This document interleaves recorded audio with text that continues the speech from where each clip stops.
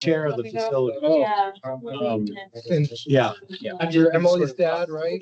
Okay, when we sat next together at the last meeting. Okay. Okay. So, Yeah, I'll email Jeff tomorrow. Megan, you're on the meeting. Yeah, I missed the first meeting. Yeah. I had surgery that day. Oh, I hope all is well. Yes. I'll see if I can get it. Good. Yeah, I know, huh? It's like, tell me about that. I wanted to be here. Oh, I was here. So brothers will arrive and then we'll start. Your engineer. Every time I take the Really? dog out for a walk. I I'm do. like, Joe. Well, Yeah. It's cold and slippery and the roads are narrow, very smelly. Good. It's an actual Maine winter. This is what it's supposed to be. We got another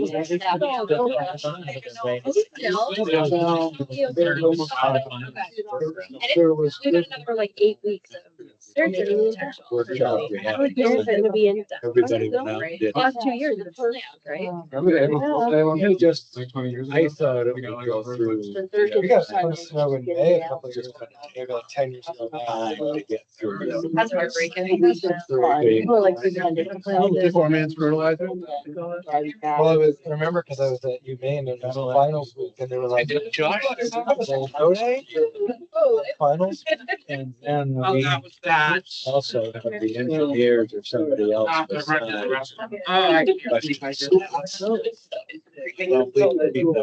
Frustrating us. Yeah. 3 minutes. Yeah, it's nice to have the snow, that's for sure. Nice to see the snowmobilers out again. Like, it just hasn't even been Believe me. Yeah. in play. I know, So, I know. I don't know. It's what it's supposed to I be. feel I have a scar. Everybody's out on all the trails around. And it was like, hopefully. Oh, is it? Yeah. Nice. They're gonna have more snow in a couple of weeks. Yeah, but last year was like the first year they ever canceled it, right? It's like, oh my God. Yeah. It's like, you're gonna melt when that over. I'm gonna know. Or I'm gonna fall sick. Oh, dear. They're gonna send me home. If I get overdrive. You can do the same for me. Yeah, these 6 PM meetings, I don't know, I'll say. And then a long, short week. Oh, thank you. I saw that Smiling Hill Farm announced this year that they were no longer doing country skiing because they had to call it every year. Oh, yeah. And then we get slammed, and it's like perfect cross country skiing, so. So we're in Brooks room though, I think, so that's good, yeah. Island's all open. It'll be nice and cold. Yeah, that's right. Twice last year. Yeah. And the season passed and I was like, Yeah. Yeah, Right? yeah, this is better. yeah. So.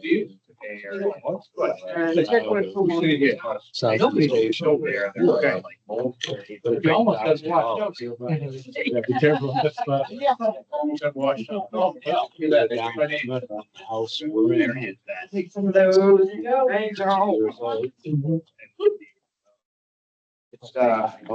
Originally came with. Just can't rock and roll. Last time I was. What's your house? There. How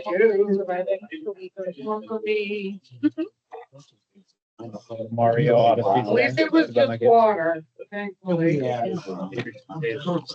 It worked. I need help beating this. I was like, you just need to keep doing it until you beat it.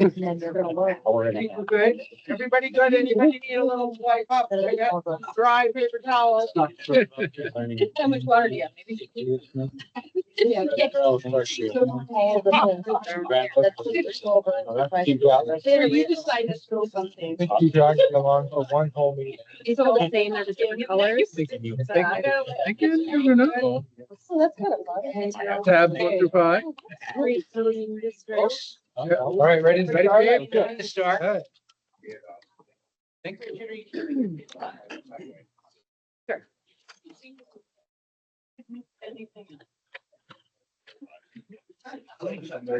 Sorry, we had a little accident. It's my fault. All right, is everybody set? Okay, we're getting started at 6:06. Thanks for coming tonight. Dave, you were not here last time and didn't have a chance to introduce yourself to the group. So maybe just a word or two. Sure, sorry for missing the first meeting. I actually had surgery on the date of the last meeting. So I was not in any shape to be here with you all. Thanks for letting me be a part of this process. My husband and I live in West Cumberland, right across from the fairgrounds with our two young sons, ages 2 and 4. My 2-year-old has a stomach bug right now. Anybody else going through that? So happy to be here and not there. So thanks for having me. I'm excited to learn more. We've been here for about 5 years, but haven't had the bandwidth to really get involved until now. So I'm excited to do it. Great. Welcome aboard. Thanks. And you'll certainly get to know the rest of the group. We have, by my count, 3 absentees tonight. We've got Kathleen, Adam, and Josh. Am I right? Yeah, that's what we're talking. here. Uh, No. no. No. Katie. Hey, Kathy, is that an extra? Yes. We have an extra down here. Right, can I take one from? No. No. Okay, 4. Okay. Well, anyway, the first thing is consideration and approval of our minutes of our first meeting from January 23, and these were passed out tonight. The only changes I made in getting in touch with Christina was to, in paragraph B, clearly designate those who were present from those who were absent. And last time we had Josh listed under both categories. In fact, he was absent. So those are the only changes that I made. Does anybody else have any suggestions or changes, corrections to make?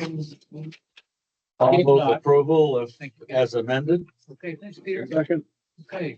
Who's Those in, the second? Bill. Sorry. oh, Thank it you. was Bill on the second. Those in favor? Any opposed or abstentions? Maybe an abstention, Meg, since you weren't here? I listened to the meeting. I don't, so Well. I can also stay. That is fine. Okay. I'll take her aside. Yeah. Whatever is good. All right, then that's a unanimous vote then. Next up is to hear from Bridget on an update on our request for proposals. At our last meeting, our first one, we agreed on an RFP, and I think it was issued the next day or two, It was, right away. yes. You were I was ready, you were ready. primed and ready. So if you would, Bridget, bring us up to date. Sure. So the request for proposal went out right away and we received questions from 3 different organizations, which indicates that at least we have 3 people who are thinking about responding. And today I actually received our first proposal in digital form. And so the final proposals are due on Monday. So once I have those in hand, I've been working or trying to coordinate a meeting time with the review committee, subcommittee to get that going and to choose our consultant. Okay, now we had talked about maybe next, so Monday, Wednesday, or Thursday. In March, yeah, that Yes. first week in March. Mhm. Is that next week or? No, not Oh, yet. well, no, that's all right. Okay, that's right, that's right. So what sort of feedback did you get? Are you still, It's like maybe Monday is not awesome for people, but maybe the best if we can make that work. Monday, the 3rd okay? for our review committee. And I think was that, Actually, you've got a council meeting now. no, they don't. No, Oh, we're you the don't? second in the. Oh, sorry, yeah, that's right, second that's right, meeting that's on right. Monday. And then Tig, I think that's you're the reviewer on that one. I am, but I don't vote. So is that okay? Yes, the designated reviewer on the subcommittee would just choose. Okay. You don't, and then we'll make a recommendation to this group and then. And then this group vote. Oh, but Yeah, and then I think perfect. it'll end up at town council too, to just really bring it out. Okay, so I am a bit of eyes. So at this point, the March 3 date is up in the air, but we're kind of leaning that way, or? Yeah, is that okay with everyone? Evan, is that okay with you? Yeah, I guess I was just waiting to see if my company had submitted or not. Oh, okay, So that's why I hadn't responded to your email. okay, perfect. We can wait till Monday to figure that out, but I'll send out a placeholder for the 3rd. Okay, But otherwise, yes. would that be 6 PM? Yeah, if that's fine. I try to avoid business hours for you. Thank you. Thank you. Yeah, yeah, okay, that's great, that's great. All right, so we've got some players to in the offing here. So tonight we have a number of folks from Yarmouth who are guests of all of us tonight to share with us their experience. Yarmouth adopted a new comp plan last year. I'm not sure exactly when. And so what I'm going to suggest is that those of you on this side of the table may want to flip your chairs in reverse. And I'll have the three guests Yeah. introduce themselves. Here, Would you like us to come sit up there? Yeah. Well, I guess we do. yeah, I've got one here. So I I was can remember, afraid that everybody was going to There together. go out. Put me down. Okay.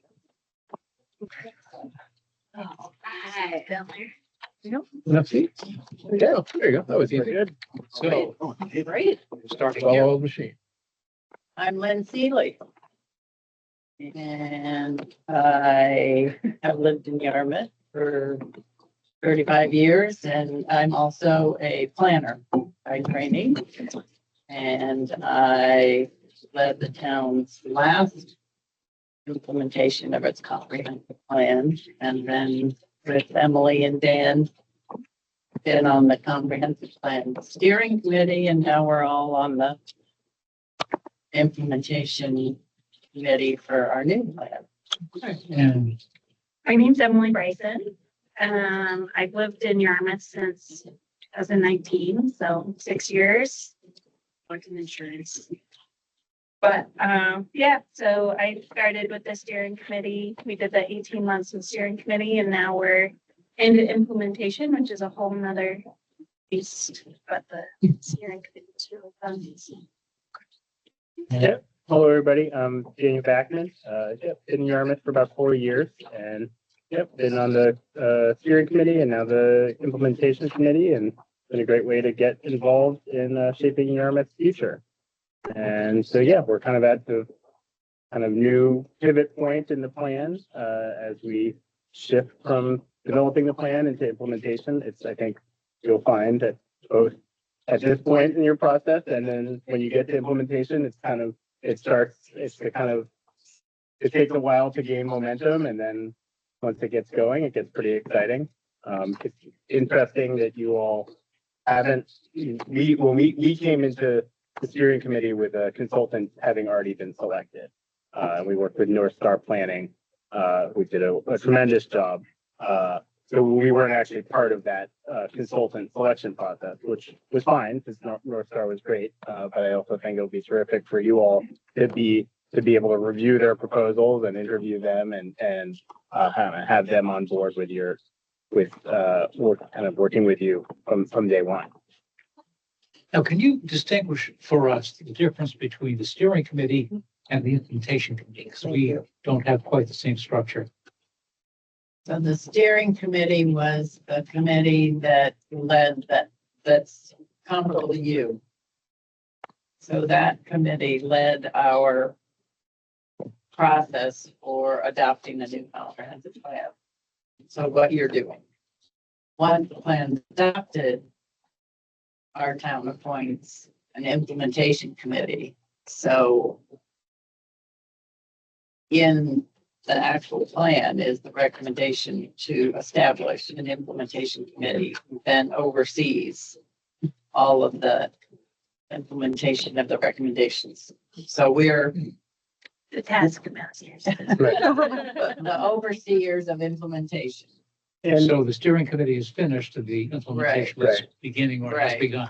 right, and about I think half a dozen of us continued over from the steering committee to the implementation committee. And I mean, it's great. I think the folks who are most kind of committed and stuck with it, most heavily all the way through the development of the plan, kind of carried over into implementation. And it's also really nice to have some new voices in the group as well, and let people who were tired by the end of the previous process to bow out, and some new people to be heard. And when was your plan adopted? June of last year. What was the size of your steering committee and the size of your implementation committee? Well, We're trying to remember. on paper, we were about the same, but in terms of actual showing up, there's always different. It did, found. yeah, it did So- dwindle a little bit over the course of time. We probably started out with about 18 for our steering committee. There was probably a core group of 10 that really hung in there for the 18 months. And our implementation committee, I think, was it 11 now. 15 or 14? But I would say again, we're just getting going on this, so we have a core group of 10 or 12. Yeah, I think we're at 11 right now, that's and what- but we have 3 or 4 vacancies. So that's what we filled. Oh, okay. But we have a 3-year, well, we have term limits on the implementation, so it's either 1, 2, or 3-year term, and then you can run again. Oh, I see. Yeah. Yeah, and part of the reason we have a break or, two different committees, that there's a distinct time limit for for the actual development of the comprehensive plan. That was set as an 18-month process. It could have gone to 24. There was additional questions or issues, but which there were not. But now implementation is basically continues until everything's implemented or until we do our next comp plan in 10 years. So, yeah.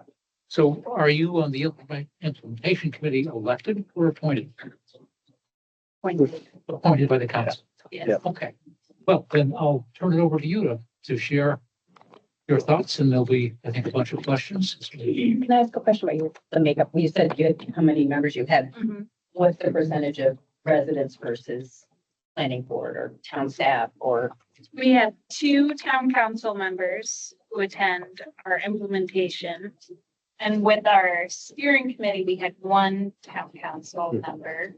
And then we have 2 town staff, Julie and Erin, right? We have 2 planning board, well, on the implementation, and for the steering committee, we had Hildy and Mary Lynn wasn't on the steering committee, so we had at least 1 planning board representative. Could you just share the roles of the 2 town staff members? We have the town planner, right, Yep. Erin, and then the assistant town planner, right? Okay. Julie. Okay. So then they would presumably liaise with the other departments. kind of as- Okay, thanks. And for the process that you all are involved in. So as Dan said, we had North Star Planning and they had several sub-consultants with them. And so I would say Erin more or less ran the meeting, but it was a bit of a teamwork. The consultants weren't hired to run the meetings and take the minutes and do all of that administrative work. But they operated more like a team. They guided some of Erin the was- discussions. Yeah.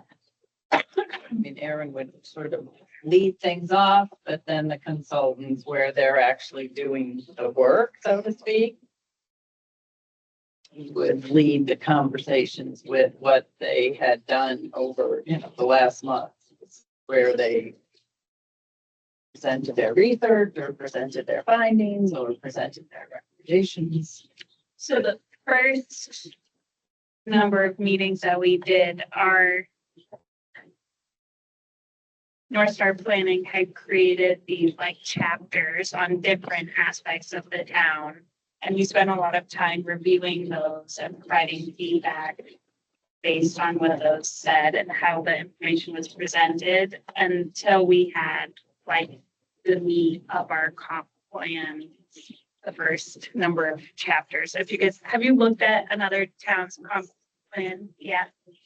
Kind of interesting. It's huge. Not as an official, not as an official group, but I know people have done their own research and, Yeah, we're starting off, it's an interesting place to start here without a consultant. So we're kind of slow rolling the start until we get someone in to really be like our guide, right? Yeah. And then we'll get into all that analysis and everything.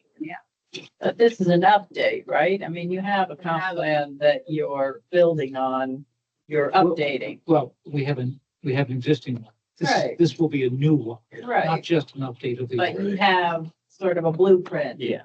Oh, yes. For how you have your chapters on the different elements of the comp plan. Yes. So you know the scope in that sense. Right. Plus, you're driven by the state requirements for your comprehensive plan. So what were the points, the major points of contention as you went through the plan as far as the major points of public feedback that generated a lot of debate? Housing. Affordable housing. Yeah, housing and I'd say the environment and preservation and basically finding that balance between housing and land preservation. I think we came out with a very balanced plan that is very, very focused on dealing with, the demand for housing and affordable housing, but also kind of reflective of how in tune Yarmouth is, as well as, Cumberland is with our natural environment, the coast, farms, the woods, rivers, and how we have to find that right balance between development and resource protection. Did you make any significant changes to your previous zones? Well, yeah, so we haven't implemented any changes to zoning yet, because that will happen during the implementation phase. In terms of the land use plan, it hews very, very closely to the Yarmouth's previous plan. Very minor adjustments in terms of what was in the growth area versus the limited growth area. So that in effect is kind of, we don't change the zoning maps, but we came out of it with some goals about finding ways to increase the amount of housing in town that may result in changes to the zoning during the implementation. Do you have a conservation subdivision ordinance or zone? Well, we have an open space residential provision. So that's our version of a conservation subdivision. So you can build a subdivision with smaller lots and setting aside conservation land. So you we have, just call it open space residential something. One of my favorite things that we did, like Ian was talking about how controversial it was, talking about open space and building, and we had a community event where that was very well attended, and we had huge maps laid out of the town, and people were able to indicate where they wanted to see growth and where they wanted to see conservation. And we took pictures of that throughout so that you could kind of see different people's ideas of what that would look like. We had small breakout groups so that there were different groups that went through that, and we took notes, and they could do sticky notes and put comments down. And that was really interesting to see. We also have in Yarmouth, we had a big discussion around what the village is. And so that was kind of fun too, was having everyone circle on a map what they think the village is. And then we overlaid that so that we could kind of see what the community thought that area was in town. And so that was really interesting to get public input on. You asked what was controversial in the process, and, within our committee, there was very little controversy. I think we worked in a very, we were more often than not very aligned with each other and working through consensus. And that was really wonderful. I think that it wasn't a controversial process by any means, but the bigger challenge is presenting your work to the community, both because there are things that are bound to be controversial, but also because you have a duty, I'd say, to educate the public on what is a comprehensive plan, because the public won't completely understand it and will assume when you're talking about these things, that it means zoning is being changed as part of this plan, which is unless Cumberland has a very different process than Yarmouth, it will not, right? It's through a much longer process. And so that process of education and having these tough conversations about how do we deal with affordable housing without changing the character of the town, that's like finding effective ways to communicate that with people is really probably one of your big challenges. Did you define a difference between affordable housing and housing that's affordable? That's Lynn's, baby right there. Attainable housing. Yeah. We use it interchangeably. Hmm. But just and most places do. That's why I mean, affordable housing technically has some of the federal Right. definitions associated with it. I think more broadly, it can also have a stigma from way back that affordable housing in a lot of people's minds is public housing and it's heavily subsidized. It has a lot of baggage in its term. So, planners have struggled for many years trying to find the right terminology. Housing that's affordable, workforce housing, housing that's attainable housing. There's any number of ways to, attach a word to it. You kind of have to feel out your community and see what resonates with people. It's a challenging term to try and. So I saw you made strides because We you did. have an affordable housing project. I think it's behind town hall. Correct. That's been approved. Yeah. So is the community embracing that? I mean, is you're feeling that is a step forward for? We've made a step forward, so I've been involved in Yarmouth's planning efforts since I moved to town in 1989. And our 1993 comprehensive plan, our 2010 comprehensive plan, both called for changing our zoning. Well, right now in Yarmouth, we have 1 acre zoning right down to Main Street. And so, well, we also have our rural, but the majority of our so-called in-town zoning is 1 acre. So the historic pattern, as you all know from driving around Yarmouth, is not 1 acre. Our downtown is not 1 acre. So we've been trying to change that zoning since 1993. And we have not been successful. And the last round, 2010, called for it again, and we had a proposal before the town council, and we weren't successful. We could not get the minimum lot size reduced in town to help with more affordable housing, because it just didn't fly. And so this comprehensive plan, again, is calling for that same zoning change, that one of the largest barriers to housing options in Yarmouth is our 1 acre zoning. What is it in the rural area? What is Well, there's 2 and 3 acre, so so you have the 2 acre rural zone and the 3 acre rural zone? I think there's a low the density. 1 acre zone is the medium density Right. residential. Okay. Low density is 2 and rural is 3, I believe, so.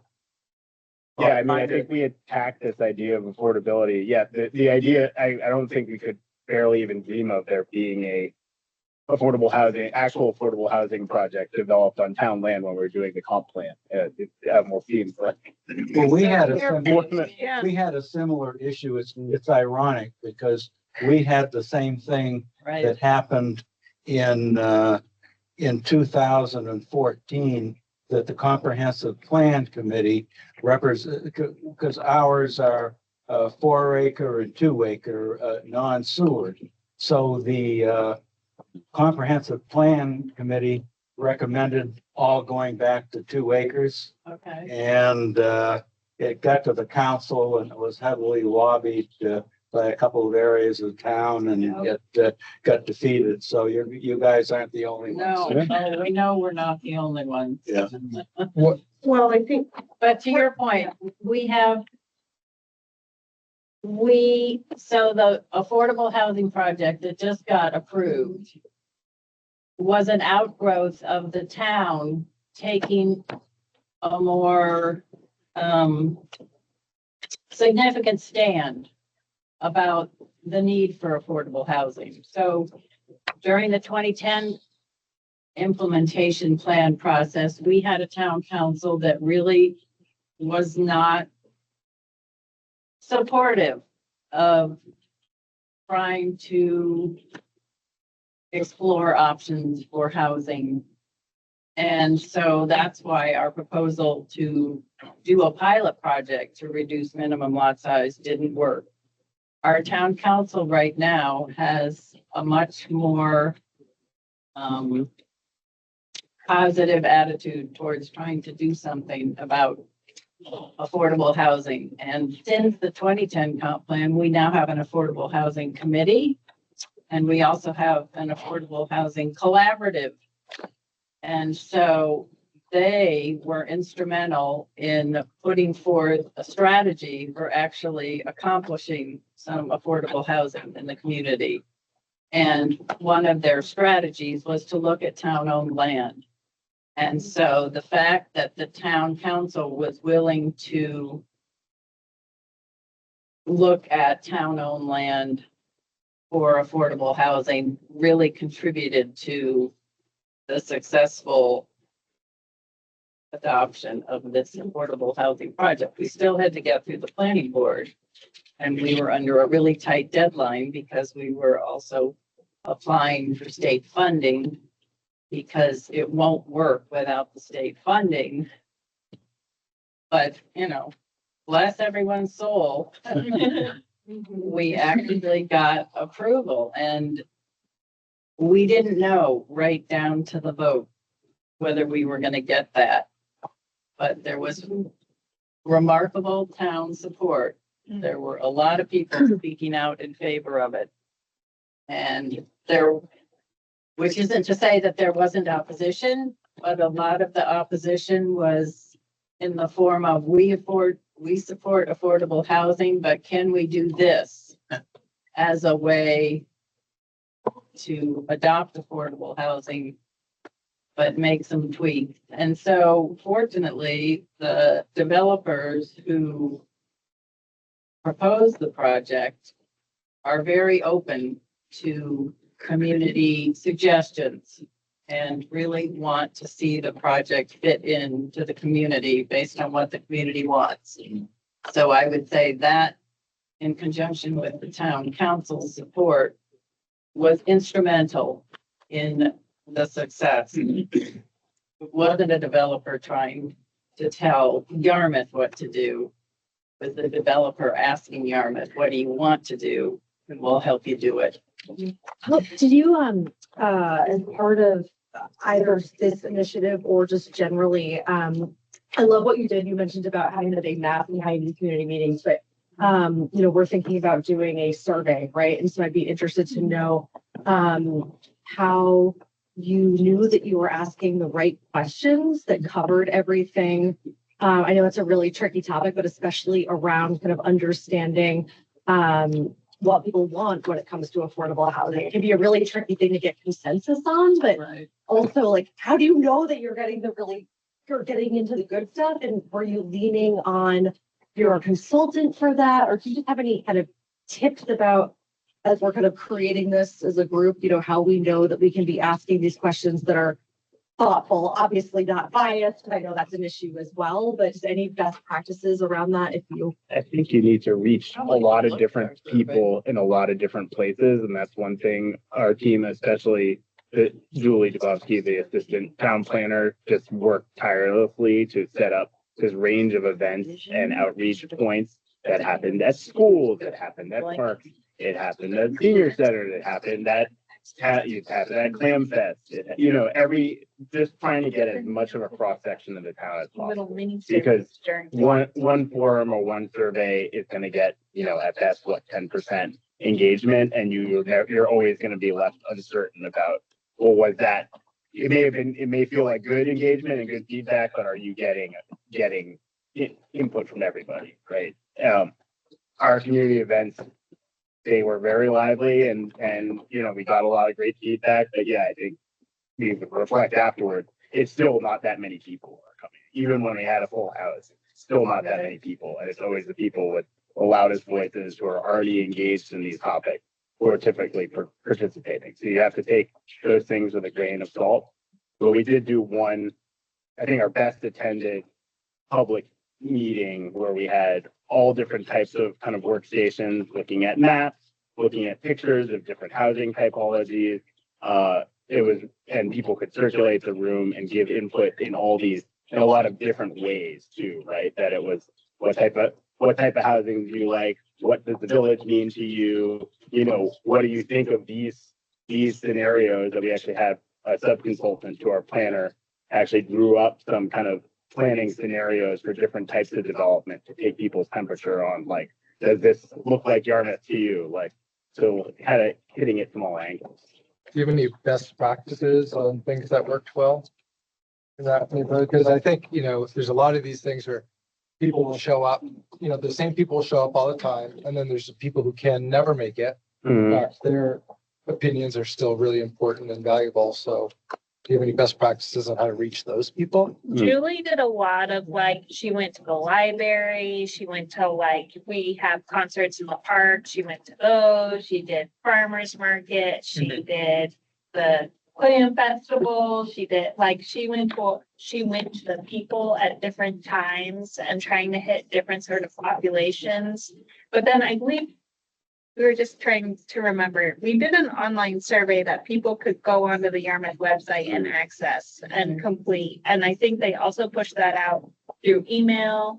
We sent flyers to everybody's house, mailers to everyone's house. Yeah. We put it on the Facebook page. That's where you gotta be, yeah. We put it everywhere. Yeah. So if anyone said that they weren't engaged, they were trying really hard not to be.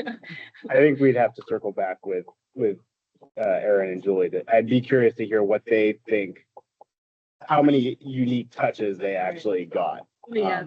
If I had to guess, 25% of the town maybe had at least one touch of the comprehensive plan. But that's a guess. Yeah, I mean, it always, when you hold public events and you feel like the room is full, that feels good. But when you really do a head count, in terms of your total population, it's a pretty small slate. And so I think, it would be interesting. I'm pretty sure Aaron would share with Bridget about, we had a wonderful table of what we call companion events was the term that Julie, our assistant town planner, came up with. And so that's our menu of all of the different ways that we try to interact with the public. We wanted to go way beyond just your typical public meeting.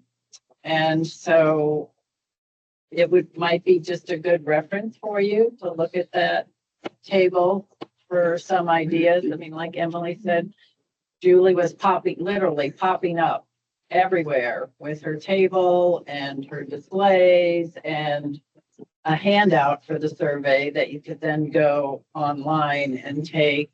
And we also held one event at our 317 music facility in their coffee shop, inviting all the people who work from home. That's another whole segment of the population that really doesn't always get involved necessarily. So we held some, coffee chats with that population. And we also did walking tour to try and help people visualize density. Because when it comes to affordable housing, a lot of times one component of that is increased density. And people really are afraid of the D word, as we say, in the planner field.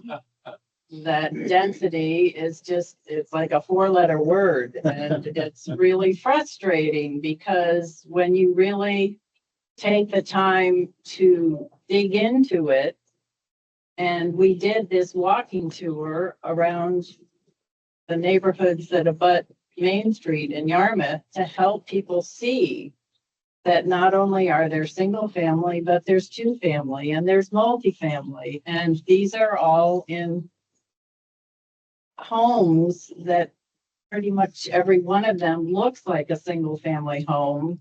But in fact, a lot of them have 2, 3, 4, 5 units in them, and you don't even ever know that. And some of them are part of the historical fabric of our Right. town as historic duplexes and multifamily buildings. And so The way, that connecting people back to this historical patterns of development and having them see how that's linked to what we're trying to accomplish today. So really helping people visualize it so that it's more than just a word, so that it's more than just a concept on paper. Helping people really understand that it's probably right here in your neighborhood and you don't even know it, that you've got more than single family homes happening. And so it's not, it's still up to people to decide whether or not they want it, but it's just putting it in context is really helpful. And sometimes you literally have to get out and walk the street to see it. Glenn, did you have people who were surprised to find 2 and 3 family Yes, homes? yes. Really? Yes. Well, to think that home that they've driven by, umpteen times, you mean that has 4 different units in it? Well, yes, you can actually see that because there's 4 electrical meters. But that's, for the most part, we're in our cars and we're not really stopping and thinking about how it might be different than what we perceive. How much of the Tying it- concern about density was about not, oh, this is Yarmouth and we're capes and branches and whatever, and its impact on school and taxes and enrollment, and oh, we'll have to build another school if we're putting in 20% more housing in the next 10 years. I think those arguments are always going to be there. But was that any part of your? Yes, Yeah, although certainly should consider it. Yarmouth is at a different But how do you place with address that school than enrollment in your Cumberland. plan? A very, very different place, right? Since we have recently improved our schools have some capacity for an increased enrollment, and obviously Cumberland is not at a different crossroads with the school. But a lot of times the density, we're not talking about 4 and 5 bedroom homes. We're talking about 1-bedroom homes, or we're talking about 4 1-bedroom units. So we're not, a lot of times that's not school children that are moving into those units. Typically 1-bedroom, you don't think of a family. And Totally agree with that. well, it's not to say that it No, can't okay, be, but by any means. Yeah. But just like this affordable housing project that was just approved is all 1-bedrooms. And so 18. So there was some discussion about, well, are these going to be families? Are these going to add to our school population? And the developers were clear to say it could be, but demographically, that's typically not the person who buys or rents, in this case, a 1-bedroom. And 18 is the minimum.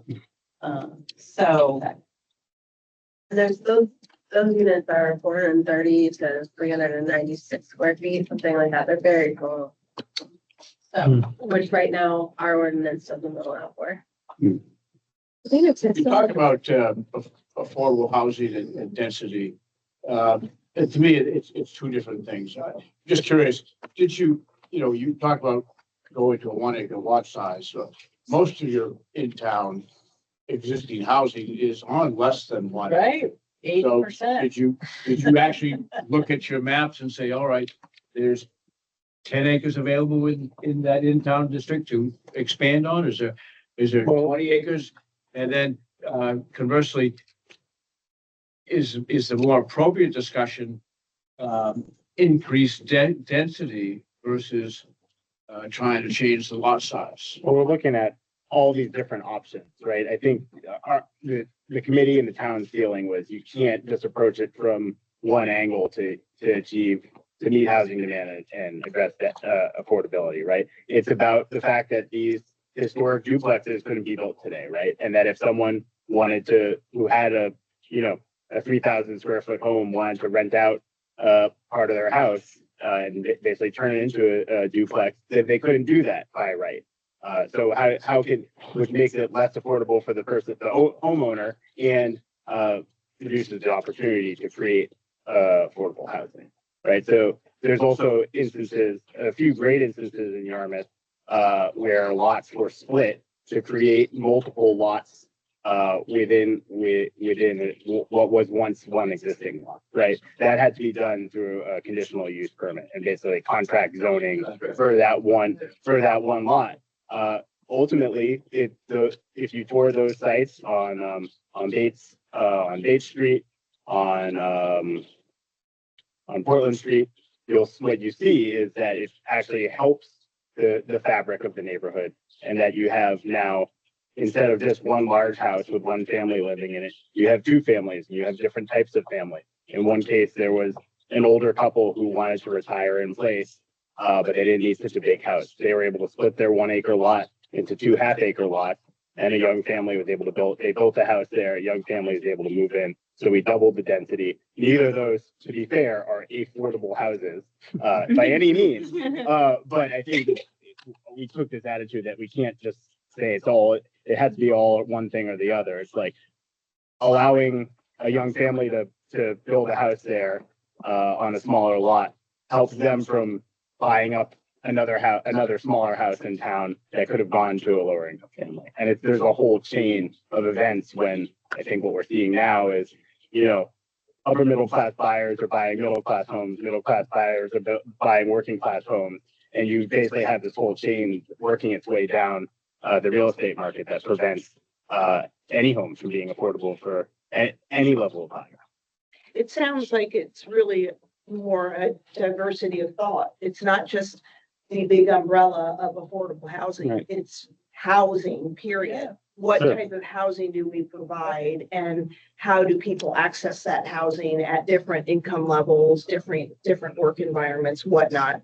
And I think, to the earlier conversation, the term affordable housing is really a misnomer, and it needs to be, what are we doing about housing? How are we providing places for people to come to Cumberland and make it their home? Sure. It's housing for all stages in life. It's just. Yeah. So if our affordable housing project in West Cumberland are $500,000 houses.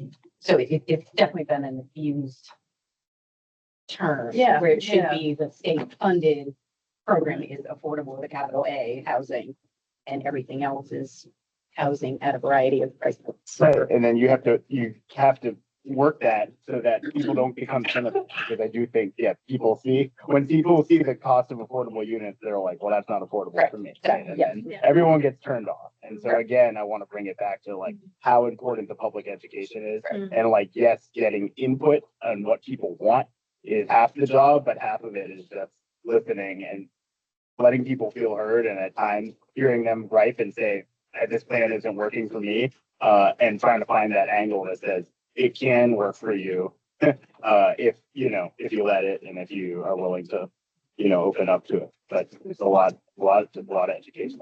But a lot is market driven, and the fact that the houses that you're talking about in West Cumberland on both sides of Condos. Route 100 were, No, I'm talking about condos.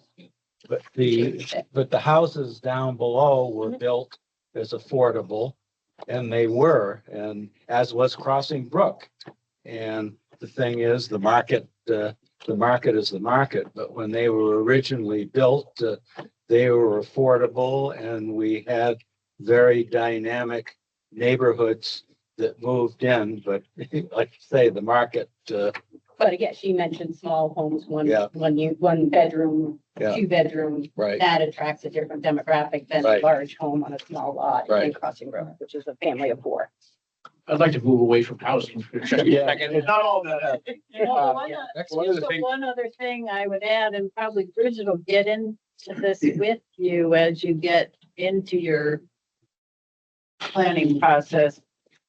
Since you did your last comprehensive plan, there's a new state law, Right. LD 2003. Right. Have you heard that term? Yeah. So that comes into play as you go through this planning process this time. So we didn't have that in 2010. We did have that now. You have that now. So Right. that is the state's attempt to basically force more housing options onto a community, but you still have the power to decide on the minimum lot size. So it's sort of, it only gets you halfway there. And we went through that with Basically. the housing task force recently. And I think the only thing that Cumberland wasn't compliant with was like the parking minimum, maybe. So I don't know, you might remember. So better if anyway, anything else that'll had just be changed part to of your that. conversation. actually, I don't on that one. So So if get away you, from housing. you know. get away from housing for a second. Cumberland, Falmouth, Yarmouth, all have high taxes. And so were any of your conversations on the comprehensive plan with regard to consolidation of services? Did you talk about that? And did you talk about open space and how people want to pay for these things? What were some of the conversations that Right. were directed towards, abatement of taxes, senior ability to stay in their homes, open space for young people, parks, recreation, public works, something along those lines. Well, like taxes, I mean, you would think that it might have been more prevalent. I don't feel like it was as loud of a comment as you might have expected. I would agree. I mean, probably because that's just the slice of people that came out. I'm not saying that it wasn't. I know that it is during our town council meeting. Right. Mhm. It's not like people What don't about talk about consolidation? taxes. Did you talk about that at all? We really didn't at all. No, And you I know, think, that came up more in the 2010 comprehensive plan than it did in this most recent one. I think again, having just redone all of our schools, having just built a new public safety building, like the idea of it's almost like we moved past that because it seems like, the capital investments have been made in the past 10 years to basically address our needs for the at least midterm, if not the long term. I think where taxes came up is definitely the schools are what's driving the taxes upwards. I think, there's hand wringing about that, but at the same time, I think that it seemed like a consensus as long as we're not pushing population and thus school enrollment up so much that our schools run out of capacity and we have to reinvest in our schools. Like this is the course we're on, and that didn't feel like there was much of an agenda to deviate from that. So you didn't look into as far as public safety.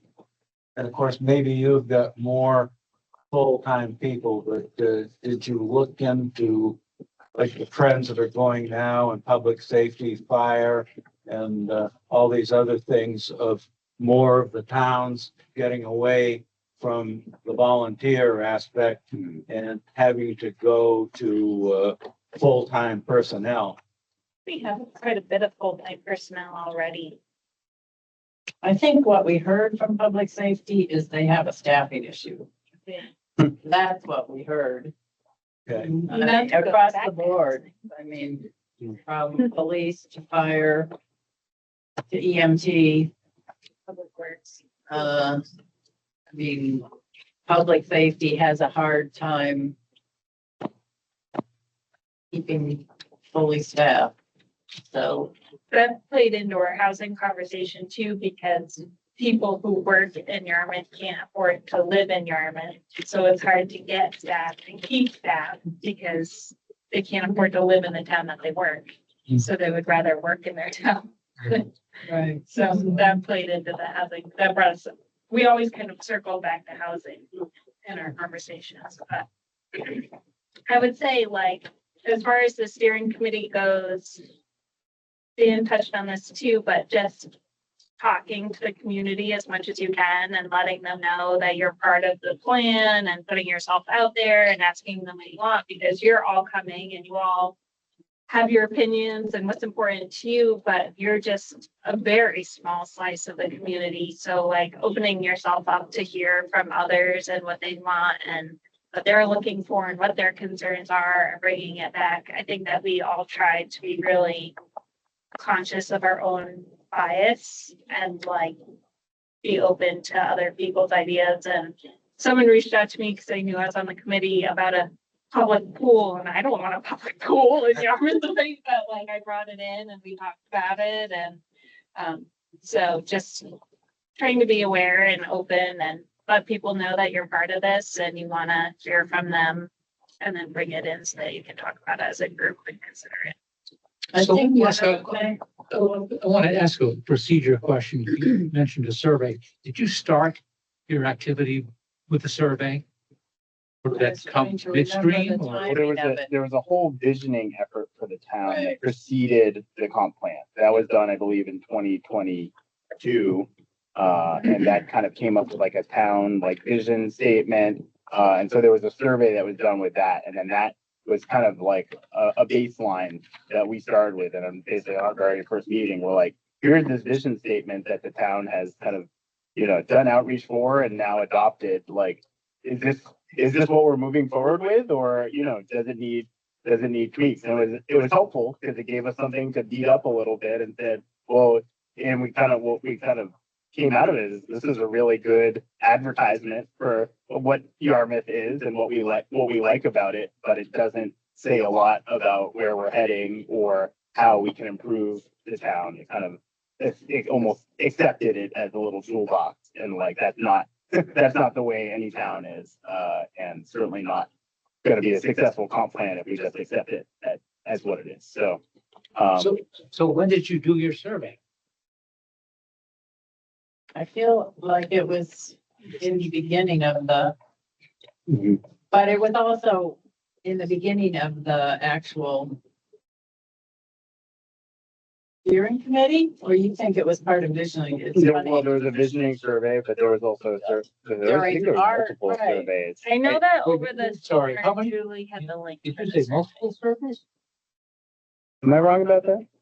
So Visioning had a survey. Yeah. I know they did. Right. And then I believe we also had a survey that people could complete. And Yep. at all of Julie's events over the summer, Yep. she had the survey link available for Okay, people that's to complete. So there were two. There was our vision survey and then we had a comp plan survey. We probably could get those questions and send it to you. Okay. Did you use Like- professional sounds like you- company to create questions, or did you? I create think one questions? star probably. Just start consulting.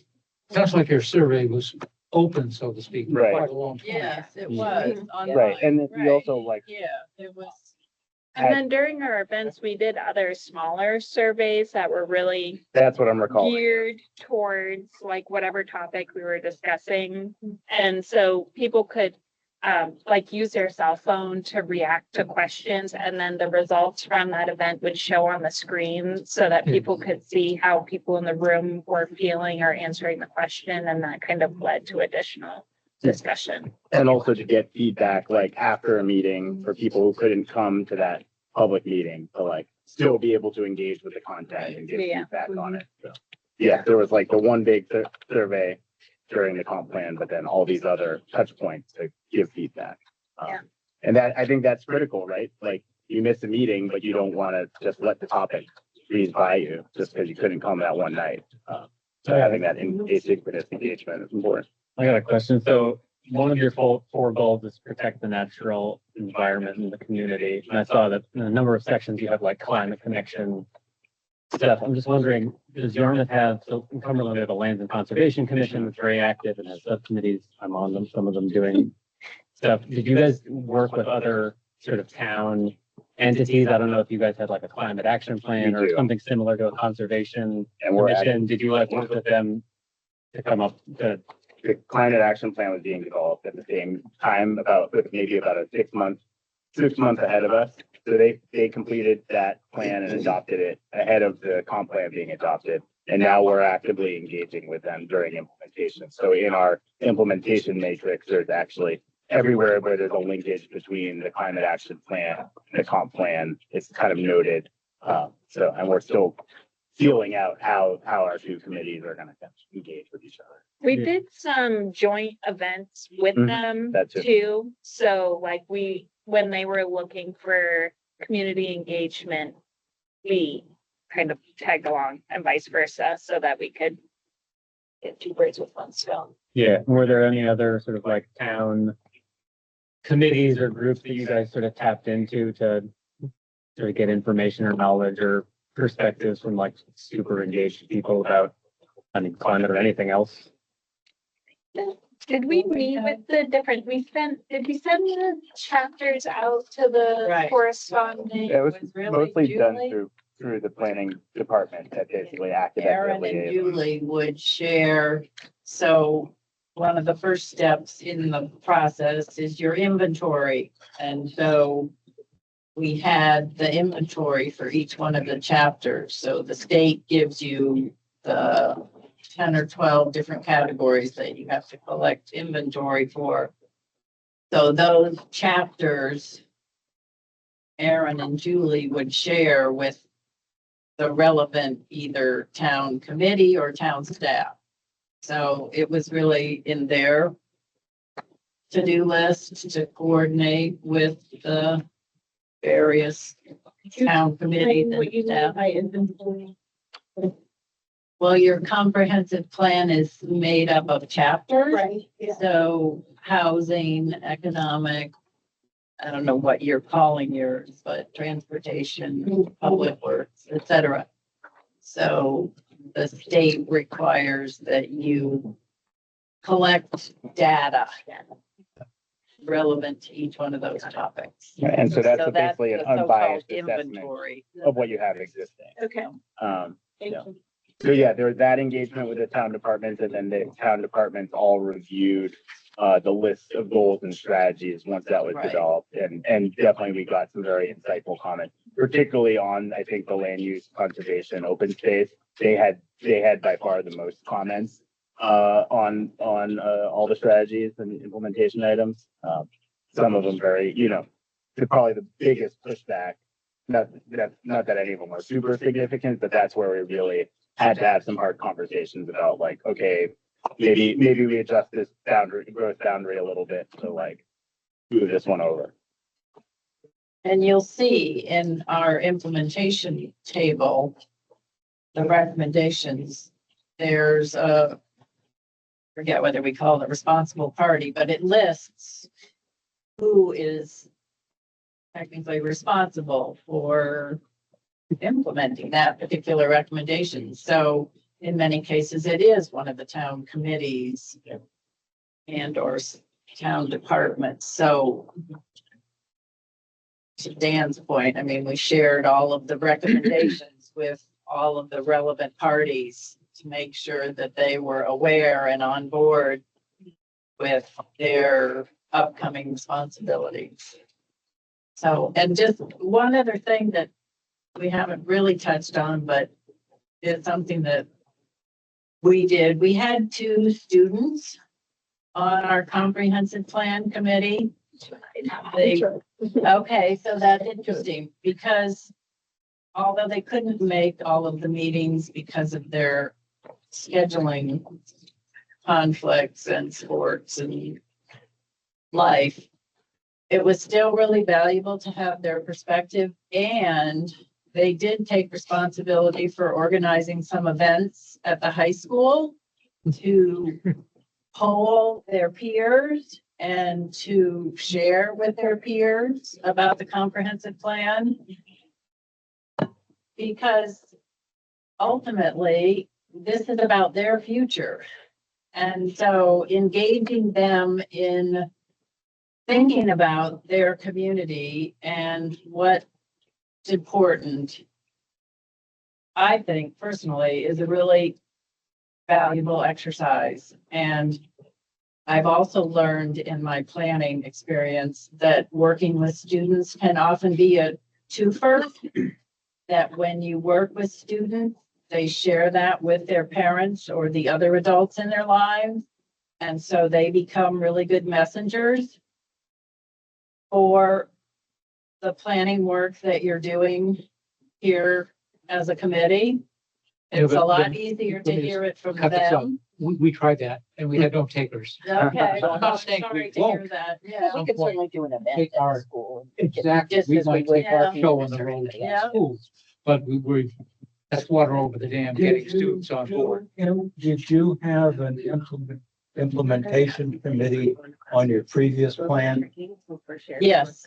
Interesting. That's an interesting concept, Steve. The council is sort of the de facto implementation. Yeah, committee. but, that's been, it hasn't happened. Oh, you said. No. Well, it's happened. It's happened some. I mean, we got Wait, 95% one of at a it. time, excuse me, one conversation at a time, okay? We got, in the sense of the 98 plan, that we did a follow-up and found that when we did the 2008, that we'd done 95% of it. But we've never really had a formal implementation organization. Well, no, but, no, that's true, but the town has in fact implemented a lot of the Oh, goals. no doubt. The 09 We've never plan. had a formal implementation thing. I just thought it was an interesting concept. Yeah, it's kind In of. Cumberland, the onus, if you will, is on the planning board for this comp plan. Hmm. Comp plan, I don't know if I would say with Yarmouth, but the planning board will vet it publicly. And then they will pass it to the council. Council will have its own set of public hearings. And will ultimately put on a stamp of approval or disapproval upon it. And then in practice, in the past, it's been turned back to the planning board for implementation for ordinance changes or sometimes the ordinance committee at the council level takes on some of those things, but it's kind of a give and take with the council and the planning board for implementation. Yeah, I think the feeling is that the planning board doesn't have the capacity to do implementation. So that's part of it. But I mean, it's also just the recognition that the comprehensive plan in and of itself does nothing, with all due respect. It's just a plan. It sets the agenda for the future, but without a lot of hard work by the entire town and all its departments, really nothing at all happens. So I think it's really valuable for us to have this kind of independent group that's making sure it's driving forward, right? And also that a lot of the recommendations from the plan are in a lot of cases at a high level and relatively abstract, and that we still need to hash out exactly what we mean when we say, change the minimum lot size, right? There's only a recommendation to consider that, but we actually have to figure out what's practically speaking, what does that mean? And does that mean the entire MDR zone? Is a portion of the MDR zone? There's a lot of details just for one. It's a big change, but it's just one change. So our 2010 comprehensive plan called for setting up a comprehensive plan implementation committee. And so that committee was appointed by our town council. And that just so happens to be the committee that I led for 10 years to implement that 2010 comprehensive plan. And we had to file a report every year to the town council, taking the matrix, that's all of our recommendations, and letting them know what progress was made each year on each one of those recommendations. And it wasn't the implementation committee that was doing the work. We were the overseer. the work was being done by town departments, by the Parks and Land Committee, by Community Services. And so we were checking in with each one of those responsible parties and getting reports from them that we then compiled into our yearly report to the town council. The work that the implementation committee did more directly was related to the zoning, because we worked with the planning department to try to address the zoning recommendations. And so that's where we tackled trying to change the minimum lot size. And we also tackled, we now have a form-based code. We call it a character-based code on our Route 1. And we have the same character-based code, which is a form-based code, which is a slightly different variation on traditional zoning that maybe you've heard of or maybe not. But anyway, it was a zoning change that we accomplished on our Main Street as well. So we did accomplish some zoning changes. We just didn't accomplish changing the minimum lot size. So, but the committee was instrumental to So you had implementing a, that plan. had a recommendation in your previous comp plan to change the lot size, Yep, and the council did not follow through. right. So how But does they're not the first implementation? council to not follow through. It's been in the it was in the 93 comp plan. It was in the 2010 comp plan, and now it's in the 2024 comp plan. So it this time. So I was don't the- wanna badmouth just one council. Was the implementation, yeah, exactly. So, but the implementation committee was just instrumental probably in just continuing to keep that pressure on and push Yeah. things forward Yeah. and keep it in people's focus, Well, we right? put And together the whole pilot project. This is how we're gonna test it. Because we knew it was too big of a change to swallow. So what's a way that we can demonstrate what we're talking about? So we put together a pilot project. But there was enough pushback from a few vocal people in the community that the town council just said, nope, we're tabling this for 3 years. We don't want to hear about it. Been there. So, Oh, no, so I just wanted to be respectful of your time as well, because I think I said, maybe 30 minutes, and here we are an hour later. So if there's any other questions, I don't. Thank you. I welcome more conversation from you all, and I think Yeah. we clearly we all share similar, similar it's issues. a history. Yeah, yeah. Not that dissimilar. Not at all. Well, It's a process. It's totally a process, and it can be messy. But we now have our first affordable housing project that's been approved. I mean, we were holding our breath. We didn't know. It could have easily gone the other way. And what a great location to, I mean, it's like they can, afford the housing, walk into town, Joe? freaking all the. Portland's right there. That's awesome. Small steps. Just have to be grateful for small steps, and you'll get there. How much of the work you did was driven by you residents versus the town planning board members? The work. Like, you sound very setting the agendas, setting the priorities. Like, you guys seem like you were very active and involved. For the committee? Yeah. For the steering committee. I would say we were pretty involved. I think of it as a team. Were you guiding or being guided, I guess is the question. I think they guided the process. Like it's the Oh, right.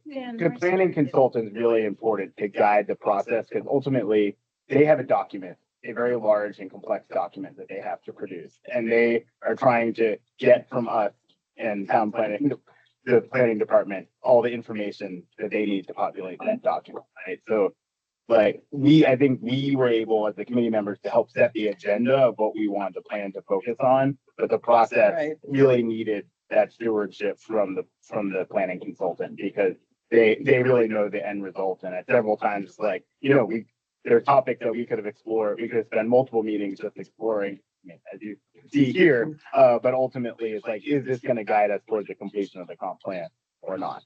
I would say we were more involved in the content Mhm. and they were more involved in, the technical aspects. And they know what boxes have to be checked to meet the state requirements. That's a huge part of comprehensive planning in Maine, is getting your plan declared consistent with state goals. So they know how to do that. But what about your internal, like we have planning, couple of planning board people here, a couple of town councilor? Were they influential in So like, clear, well, we we're really want to make well. Main Street, but no, but clearly they're more involved. No, I totally understand, but you obviously have plans and things that you've been working on and kind of, No, no, I'm saying things that you're working on. we're judicial. We have no plans. We judge the plans that are When they before come us. before us, then the And next. the same thing with the ordinances that we judge. Yes, But you guys we, are a little bit we different. We're do, we do no planning. I'd say there's a big, actually, difference between planning board and town council. We had a planning board member who was the co-chair of our, so she was representing herself as a citizen in that, on the committee. We also had a committee member who then was elected to council during about 3 or 4 months into the comprehensive plan development. At that point, she essentially removed herself from the committee and became the council oversight. And at that point, Karen, her voice, she had a really great voice when she was on the committee. I think she felt that it was her duty to then step back and listen and provide oversight rather than provide direction and content and ideas at that point, which I respected her for, although I missed her voice when she took that step back, because she was really one of She the, sometimes couldn't resist. yeah, and it was great. I mean, she had so much to add, but I think there was definitely that, she drew a line there, and I'm not saying, I don't know if that line is necessary. She felt. Well, our council has some stipulations about how council members sit on committees. Mhm. So that all So that's a changed. requirement. That all Yeah. changed during the implementation of the 2010 comprehensive plan. We started out with a town council person who was actually part of the committee. But in the middle of that whole implementation, our council changed the rules and decided that it wasn't okay for actual council members to sit as committee members. And so that's what happened with Karen when she became a town councilor. She could no longer be an actual committee member. She was a It didn't mean liaison. that she couldn't listen in and provide that liaison role, but she couldn't sit on the committee and be a voting member. So she provided knowledge. So she just sort of conveyed information back and forth. And represent the voice of town leadership. It's interesting, I feel like the committee was very much aligned with the planning department in terms of what, that it is very rarely felt like that we were at odds with each other. I can certainly imagine scenarios where it could go the other way, but it just wasn't that way for us. We were all very in tune and yeah, again, we were very consensus based process. And I think that allowed Erin and Julie to really lead and oversee the process without kind of having to put their thumb on the scales at all to get the outcomes that they wanted. I think they felt that was important to not. But yeah, if it went a different way, who knows? Maybe it would have weighed in differently to guide us or redirect us. I will say that like North Star Planning, like we met once a month and they would be working throughout that month on like huge packets of information. And so they were driving a lot of that information gathering and organizing and typing, and then they would present it to us and we would react to it. And so there was a lot of that sort of. What was the budget for North Star? 180,000. Sounds like a lot of work. They did. They did a ton. I know, I would say with what our budget item is. Yeah. You'll see. Do you know who Falmouth used? Thomas, I think he's very done. Report's doing it now, I think with North Star. Or did Falmouth use somebody from what the players are. For one of their steps, they use somebody from out of state. Any wrap-up question for our Yarmouth guests? Thank you. In hindsight, now that you're in implementation and you can look back to the process, is there anything that you would have done differently? Does anything stand out that you're like, yeah, if we could do that again, I would do it this way? Can't think of I anything. think it really went pretty smoothly. I mean, having been a consultant doing comp plans, I mean, the fact that we did ours in 18 months,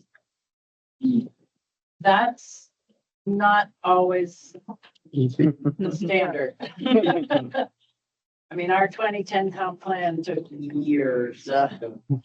So it went relatively smoothly. I think as comp plans go, we were fortunate. Did you have interim check-ins with like planning board or other folks in there? Or just, Well, behind the scenes, Aaron and Julie were checking in. They would provide reports on a regular basis to planning board, to the town council, and to town departments. So that was their role. When at the beginning of all this, you were asking what was the role of our staff. That was one of their bigger roles, was providing those updates to all of the And our chair. boards and co-chair departments. Went to the town council and presented a couple of times too on our progress, and what we're working on. This is a silly lesson learned, but it did come up at the end, which is, when we had a draft document, and it was, if you look at Yarmouth comp plan, it's incredibly dense. It uses a small font. I am comfortable reading very small type, but a lot of folks aren't. And you got to a point where like, this is like a lot of information on the page and it's hard to read and hard to digest. And we did have to say at a certain point, there's only so much that can be changed. At that point, North Star had probably, used up 90% of their fee. And as someone who's a design consultant, I had to say, hey, like we can't ask them to basically redesign, even if it's not changing the content. We can't ask them to redesign this now. So be thoughtful of that as it progresses, of like how you want this content to look and how people are going to digest it, because ultimately you, the committee and the town, have to go sell this. And if it's hard to read or hard to digest, it's a lot harder to sell it to the people in the town. And yeah, I think ultimately I love how it looks and I love the density of it, but I definitely recognize that it might be a turn on. Yours is hard to print too. Some pages away and some is- Well, and in the beginning, we looked at a number of other communities' comprehensive plans, because there are some good examples out there. If you look at Scarborough, if you look at York, there's different ways of presenting the information. And I think it's really important to think about how you want to present your information, because most people don't have the interest or the bandwidth, the time to really dig in to the details. So making those details jump out at people and be visually of interest to people is really important. They're not going to read the fine print. Yeah. Scarborough's is excellent, and I was very impressed that they identified the problem on page 1. And it's like, we're a great town, but here's the challenges we face. And they said it and they didn't hide from it. And I think I definitely looked at that and reflected back at our plan, which I think ultimately we got there, but I think we had a harder time like just coming out and saying, well, what's the problem? No, I'm glad you just mentioned what you said about presentation. I get the sense that you all went in not feeling wedded to past reports, past plans. you had a consultant that helped you find the voice and the way in which you wanted to present information. So I'm reading from that, that's something that we should take to heart as well. Don't look at what we've done before, but really be creative, find inspiration elsewhere. People's attention span is really short. It's just, it's a change that we're all living with. And I think it really has to be taken into account when you're trying to engage people. If you want them to participate, I mean, I forget what the rule is, whether it's 3-3-3 or so, you know, there's like 7 seconds that you have or. Make it a TikTok. I don't even, I just heard these little snippets that say, you know, you have 7 seconds to capture somebody and convey something. Holy cow. You know, we've been through it in various forms. So anyway, just as you start to put together your approach for engaging with the public.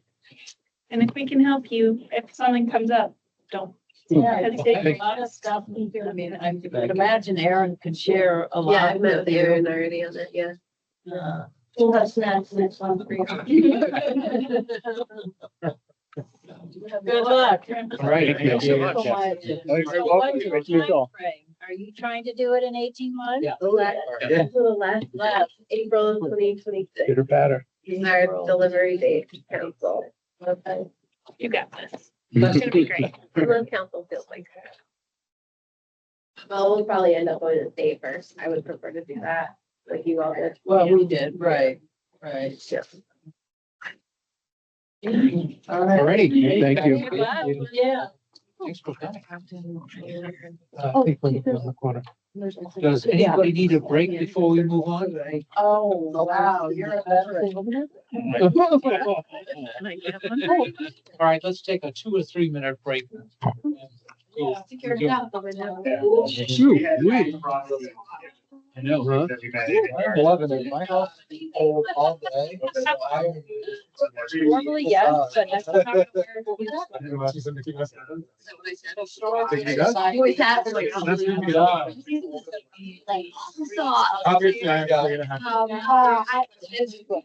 Forehead and print the whole document out if you want. And they have it interactive. Yeah. There are different charts that are interactive. I don't know. How are you, Kathy? Print theirs. Of They have some vacation. pages that are It's like going this. well. Yeah. Going well. Yeah, we were, And we then went to some that are Quebec like City. this. Oh, you did, you So when you print this page, print. We were there during that crazy No. storm Yeah. and my husband was in Montreal for the hockey game. Oh, really? Was it? Yeah. Taking with twins. You can't be buried in the. We were up in Ottawa saying this is great. Yeah, it was very fun, very fun city, very fun town. You know? Getting it through us, and now we're back. Good. Yeah, that's not too bad. Over there. Get some of those try for cheating school vacation week. I'm not in that rhythm yet, but for a lot of people, this is a big, like going away. Yeah. It's tough. It's a pretty packed agenda when you look everyone around to find a date that works. Oh, yeah. It basically. Just realized it was school vacation this week when I was driving past. There was nobody there. And it's just so quiet. Too young, I just- Well, there's still been a lot of traffic. I don't know what Yeah, that's there's some about. plenty of I traffic. thought it would be better. I don't want to spend a lot of time finding. No. But yeah, nobody should have to go. How old are your kids? Let's see, 7.5, almost 10. Better? Is it even better? That's what everybody said. Okay. Have lots of. You. Oh, 2 and 4?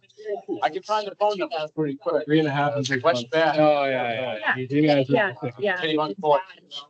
Sorry. Plus an RFP around, which we never. It's exactly it. So like we were trying to find information on the Hill, water issue. Better, My youngest is in kindergarten. Right, They're both sort of girls. site. right? It'll give you like 100. Seriously. 99. We're driving to Portland. For half. All this. God. Although then what, isn't it like sports and activities? I don't Oh, yeah, know. then it gets- Sorry about that.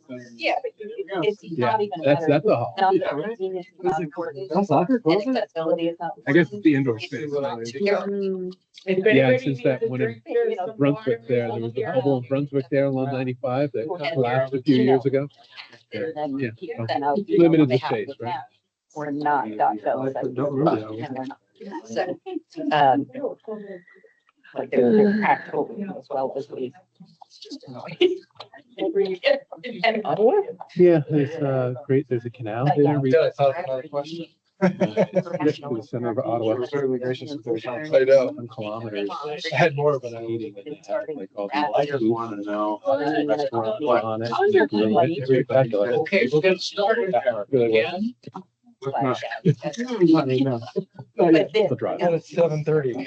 7.5. Okay, next up on the agenda is the comp plan committee chronology, which Bridget has displayed on the screen.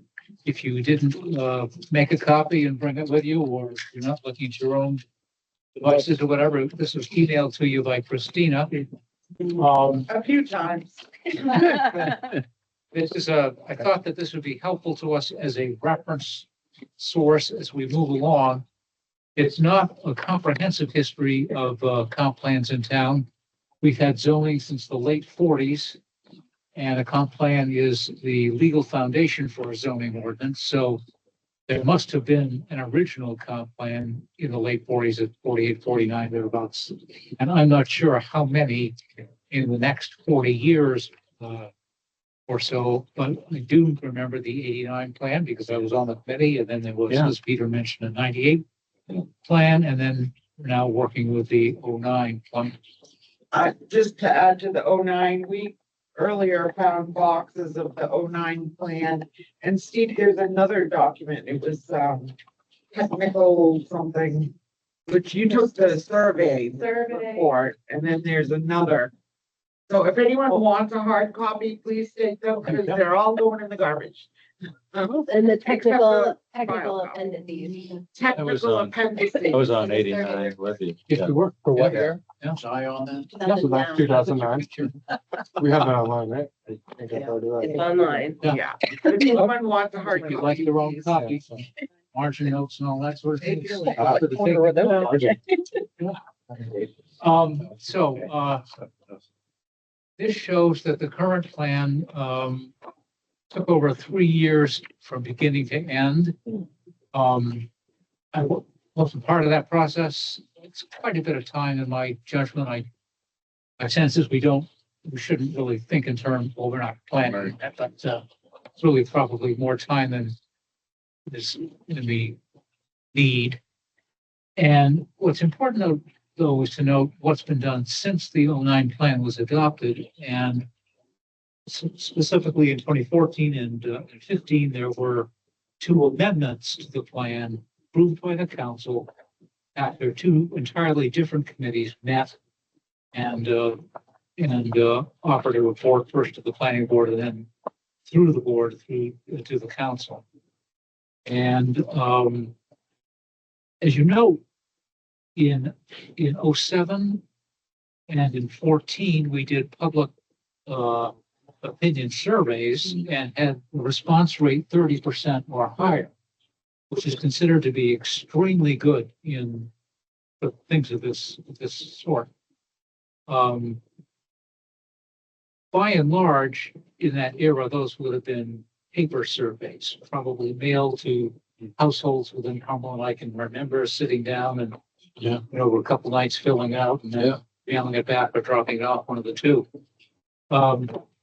More recently, there was another survey done in over a 2-month period in 2022, which basically utilized most, if not all, of the same questions from the 09 survey, the 07 survey, which kicked off the 09 comp plan committee's work. And I think that the intent was just to sort of do an apples to apples comparison between the 2 timeframes and see where residents stood with respect to pretty much precisely the same questions. Curiously, the response rate was, not quite as high, 21%, I guess that didn't make it to the slide, but, it was 21% as opposed to something in the low 30 or in the low 30s. And it was pretty much done in-house without the use of a consultant. And, those of you on the council can tell me if I'm wrong or not, but I don't think that as a result of the 2022 survey, that there were any major ordinance changes or map changes or anything of that nature. No, there wasn't.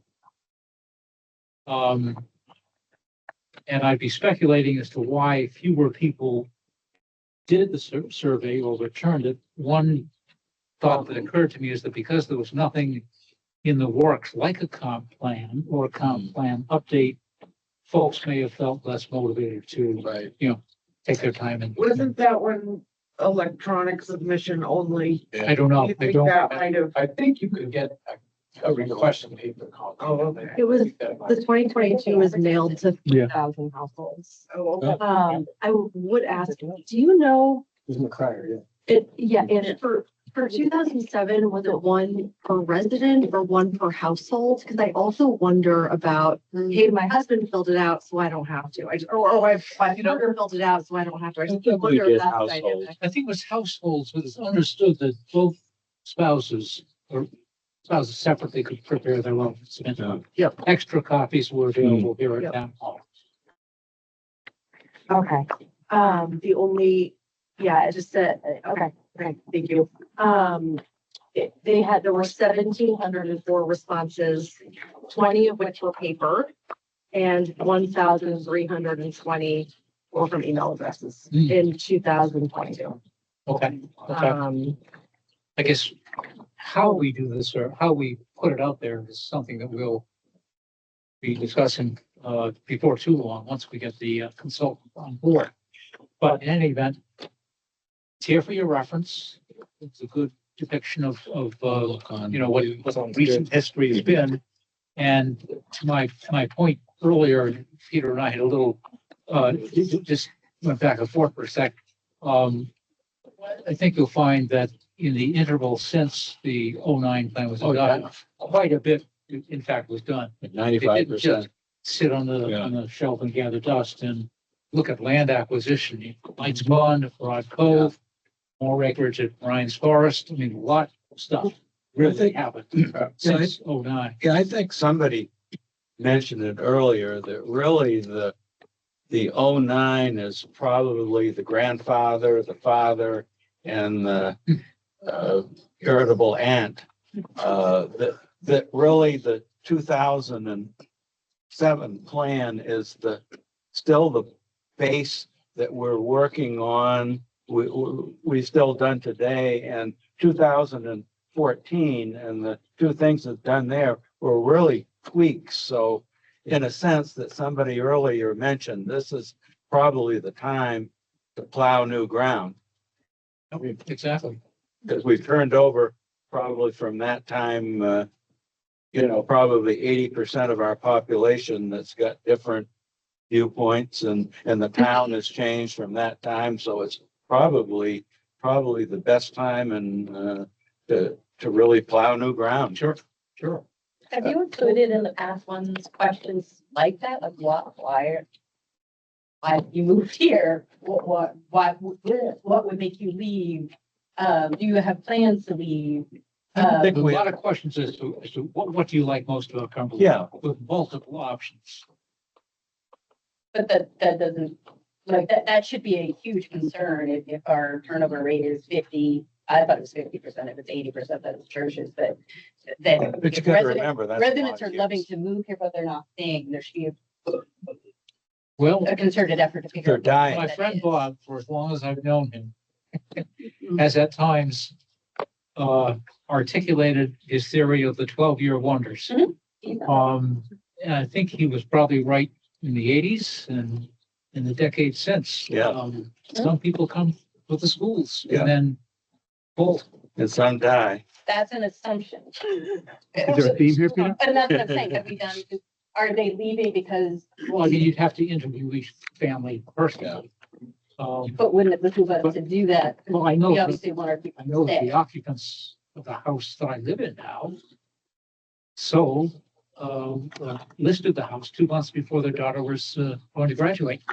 They were just moving on. But did they do it because they didn't love Cumberland or it I don't wasn't think they worth were about it? committed That's to what I'm Cumberland. saying. I think they went to schools, they were comfortable, but they weren't committed to staying here forever. But that should be part of our planning. We're planning for the future. Are we planning a town that we only want people to stay for 12 years? That's a very different picture of a town versus we want what we've had, the stories and the Blanchards and the Fowlers, where it's generation after generation. That's building a very, very different town as well. So you would think people's motivations for moving here, but for also their plans to leave would be. a But aren't we big part. I think you have to planning for a recognize hybrid of those two things? Why would it be one or the Reality. other? If it's 80%, here's one. 50% of the town has only lived here 5 years. Right. Right. That's a fact. So Yeah.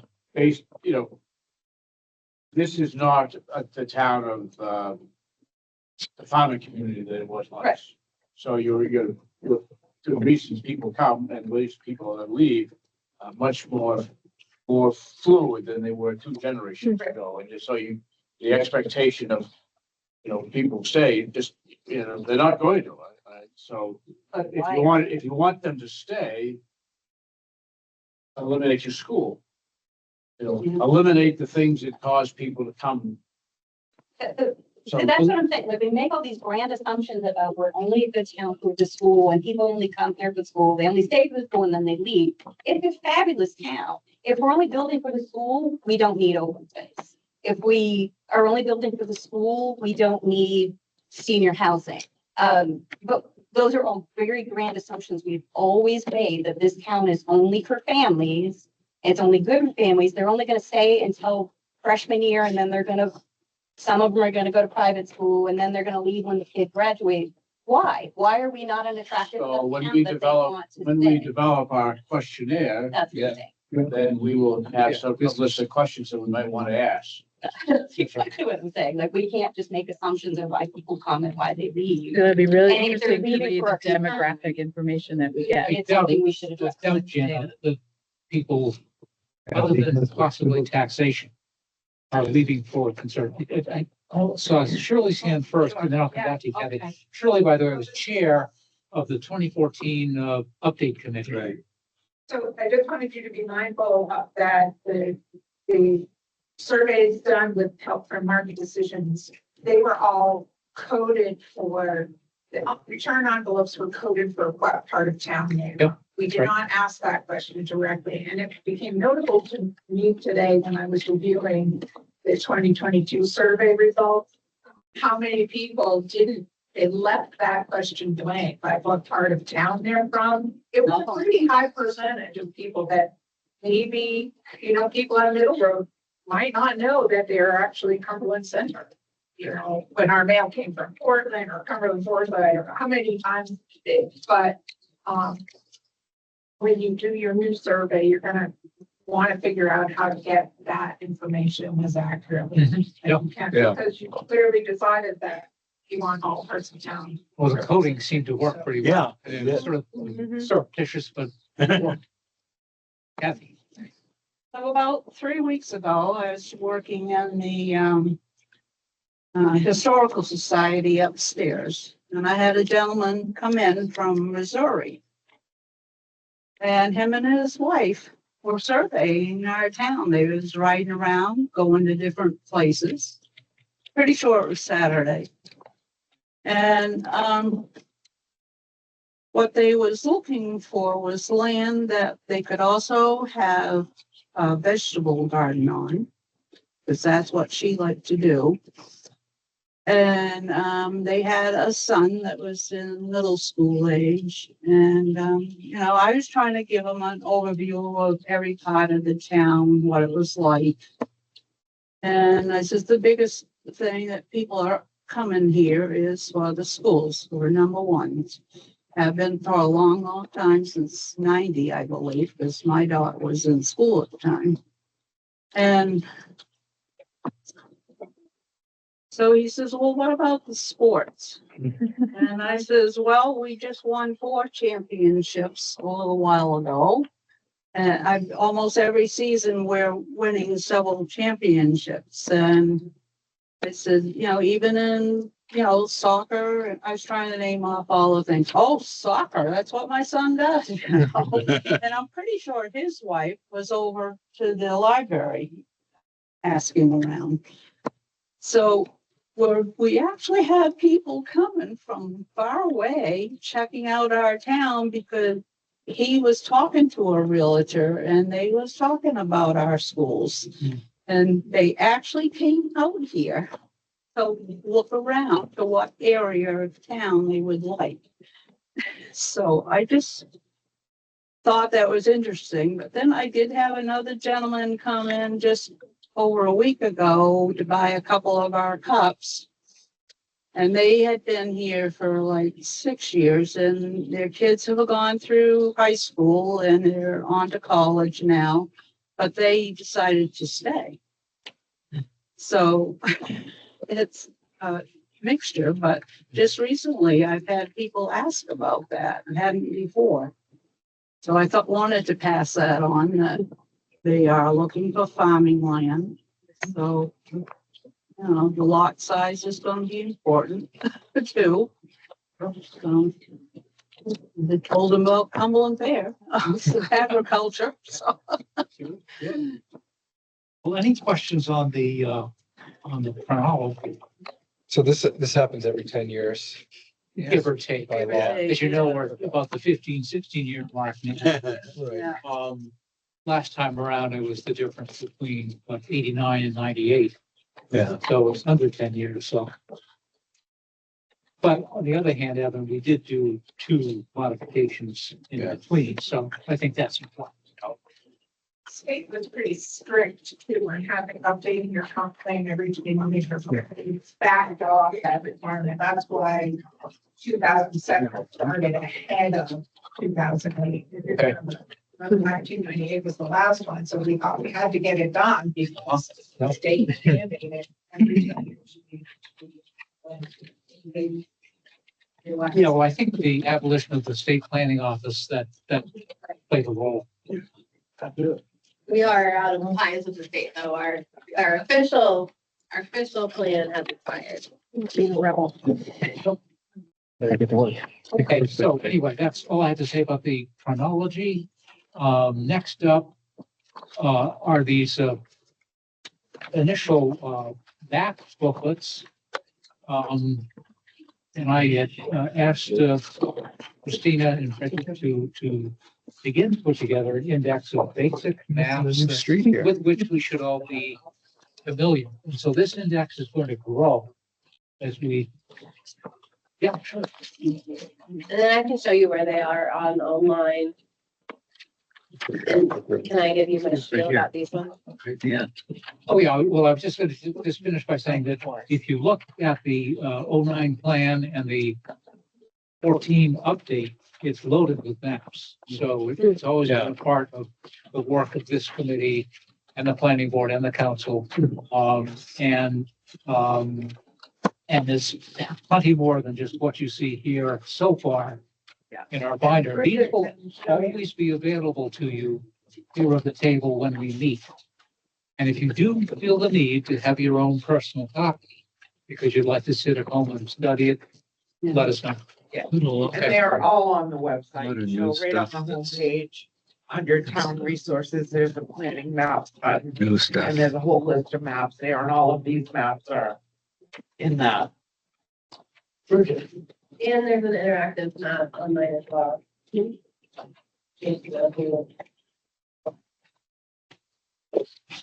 you can click. Do you maintain this, Bridget? Sure, effort, political parcel. Expire underneath. So the tax maps that are online are updated once a year after April 1st, when all the tax stuff is settled. If you own it, it's on your property on April 1st, you'll pay taxes on it. So that's when that gets updated. I have a background in GIS and can update, maintain, or produce a map as long as we have data for it. So if there are specific needs and I have some time, I can get them going, or we'll get asked or help from somebody else. I also just made a few water main, sewer main, and natural gas lines. This is with the most current data that I got from Portland Water District. And we have a signed use agreement that it is for in-house use only by town staff or agents of the town. And so I've considered you all agents of the town, but these are not public record. So I will collect all these when we're done using them. But basically, this will help us when we're looking at growth areas, sewer and water export more density. Where do we want to expand some of these things maybe in our comp plan? So we have these as well. I know previous versions have been published online, but since these are the most current and they did send me the use agreement and we did sign it, I wanted to just make sure that this is not public record information. So those are here too. So Can you pass those down you now? can take a look. Sorry. Any questions or including you, Shirley, as well, on the maps and the whole goal of building up our index to meet our needs as we progress? So multiple digital residents have approached me to try to ask me to try to get fixing their water issues on the planning board's agenda. You said that would be part of the planning as far as growth. That's a council. Would sewer expansion be Sure. in existing neighborhoods fall within the purview as well? That was a question though. That was a question in the 2022 survey. But that's a council. We'll be looking at maybe this is where potential expansion of a sewer line or a water line would make sense for the town. But that's what I'm saying, just based on terms of growth, not addressing. So we would prioritize houses that don't exist as opposed to existing neighborhoods. I think it's up to what we want to do. I don't think that there's any preconceived notion on what. I think I read in one of the previous comp plans that there was something like over 2,000, the capacity for over 2,000 houses in the housing stock now, just on what's built out as far as sewers and water. User units, yes. So the question is, why would we necessarily want to increase that when we haven't filled in the 2,000 available units? The infill, yeah. There's plenty of people in Especially town if who density are is a on concern. water, on sewer, and are not tapped into it. So who have potential to be on it. Yeah. But, I mean. A lot of people on Range Road, houses way back. Oh, yeah, along with this. So for example, if you live on Tuttle Road, your lot is accessed by the sewer. But if you are not on the sewer, you're paying a sewer user fee all the same, because a unit has been reserved. Right. You. Well, at such point as you or a buyer choose to link on. Well, another little bit of trivia that's quite germane to this whole thing, if you look at the zoning map, that the derivation of the RR1 and RR2 rural zoning areas was an effort back in 1989 or 87 to restrict growth. And so what we wanted to do was to have, and again, this was the thought pattern there. It doesn't say it was right or wrong, but we wanted to have larger lots in particular areas of town. But the thing was that doing such a thing was, it was an illegal zoning thing that we couldn't do. So to get around it, what we did was that we did a total hydrological study of the town, i.e. the availability of water, and we did a total soils analysis of the town. And so where the soils were less clay, where the water was more available, and where the septic systems could accept more stuff, we created 2-acre zones for that. And then for stuff where the soils were denser and the hydrology wasn't as good, that's where we put in the 4 acres. And the thing is, the state accepted it because we did a town-wide hydrological study and we did a soil study, but it was purely done for a growth control thing. It wasn't any great thing where we wanted soils better and everything. It was purely a way of getting around the state law. So that's the derivation of the RR1 and RR2 zones, and I think Steve and Bob, you'll back me up on that one. Which one is which? Sorry, which is the? The RR1 is the 4-acre minimum, Okay. but And that's blue. Yep. and if you're on sewer, then you can, or water, I believe it is. If water and Sewer. yeah, if you're on sewer, then the 2-acre becomes 1 and the 4-acre becomes 2.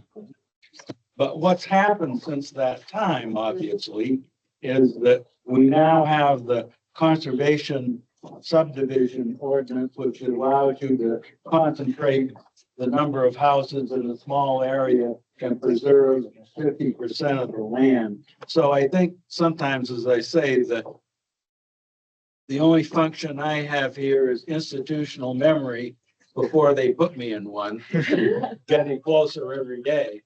But again, just to understand what the conditions were in the late 80s when we did this, and a lot of the other things as we review 2009, that we have to ask ourselves, you were talking about this, we have to ask ourselves what conditions, what demographics, what other things have changed to, like, we don't need beachfront access anymore. We don't need Nice Pond. We don't need Rhines Forest. Now we have sophisticated septic systems. We have a lot of septic systems where 2 or 3 houses can tie onto them. So the circumstances that existed back in 1989, as we look at all this thing, we ask the question, what has changed? But basically that 1 and 2 thing was just a way to get out of growth control and a legal way to get around the state. There's no great thing other than that. I will say that the 2014 ad hoc land use committee survey showed that these minimum lot sizes in the 2 rural zones are actually quite popular in town. And so that committee did not recommend any minimum lot size changes. Actually, they did, Steve, and the council turned it over, defeated it. Yeah, the initial recommendation was to go to, trust me, I remember this one. That we were, that we had recommended that the town go back to all 2 acres. And then the quote Range Road Rowdies showed up at the council meeting, and you were there, and it was defeated. Okay, all right. Well, as I say, again, institutional memory, but I'm ready for this. Very popular. Yeah. And new Range Road Rowdies now. You are arranged. Okay, anyway, so this this index will be available to you at all times, and it will grow in size as we add more maps to it. All right, so we're toward the end of our agenda, which is good. We've been here for 2 hours. So where do we go from here? Well, we will likely have a meeting of the selection committee on March 3rd. Okay, it may take more than that one meeting night to select a consultant. But I think we can do it probably 2 or 3. Yeah, if there's a clear front runner, then I think it'd be easy. If there's not, then I think we'll bring folks in for an interview, Yep. which we have reserved the right to do in our RFP. And then I guess we'll just go from there. So, March 13th, I think we're proposing another meeting. so our next, committee meeting would be Thursday, March 13 at 6. Now, we don't know yet, obviously, whether the review committee will have a recommendation or whether we'll simply suggest that, well, we have two really top-notch groups here. We'd like to do an interview with a full committee. So we won't know, obviously, until we jump into it. So that either one could be a plausible outcome. And we are, I think, on a 2 meeting per month schedule on Thursdays. The second Thursday, I think, is the 27th, but could be wrong about that. Yeah, that's right. Okay. So if you haven't sort of penciled that in your calendars, so please do. And other new business, old business, anything that comes to mind? Well, So I'd like to bring up something of minimal importance. Favorite thing. I am a town council member. I've served on lots of committees, lots of boards, and been involved with lots of different things of the town council. And so one of the issues that was brought up was to what is the involvement of a town councilor on a committee? And Evan Sweetser can attest to where I'm headed for this. We had a housing task force committee. Myself and Mark Seacrest were on that, and the first meeting went through, and afterwards, Mark out of the parking lot said, "Hey, Bob, how come you were so quiet?" And he said, "Well, because I'm the town council liaison, and I kind of wanted to, just sit back and watch the show, if you will." And he said, "Well, I don't want to be that. I don't want to do that." He said, "If I'm going to be on a committee, I want to be involved with it." And I said, "Well, that makes sense. I can appreciate that." So the following meeting, we had before we got started, I said to the group, I said, "Mark and I had a meeting out in the parking lot, and we would like to be actively involved. If you don't want us to be actively involved, let us know, and we'll either go home or sit on the sidelines." So while I want to raise this because it's important that you understand that I want to be actively involved. And if you don't want me to be actively involved, you should tell me that.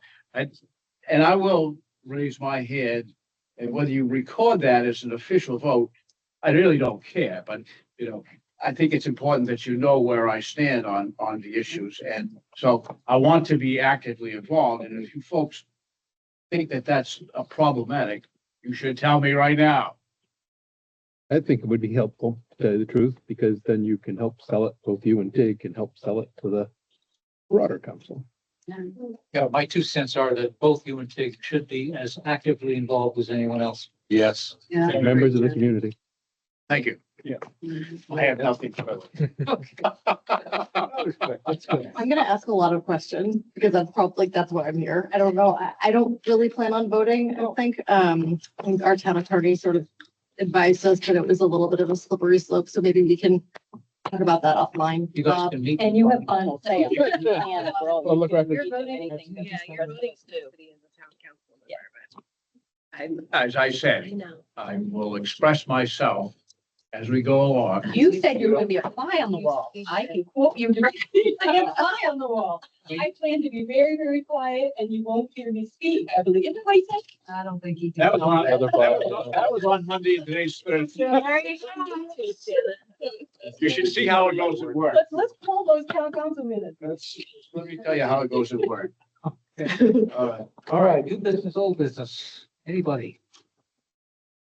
We Okay, if not, we'll get together again on the 13th. Hopefully we'll have something pretty solid to share with you So. Okay. Peter has moved to adjourn. Is there a second? Okay. Second. Those in favor?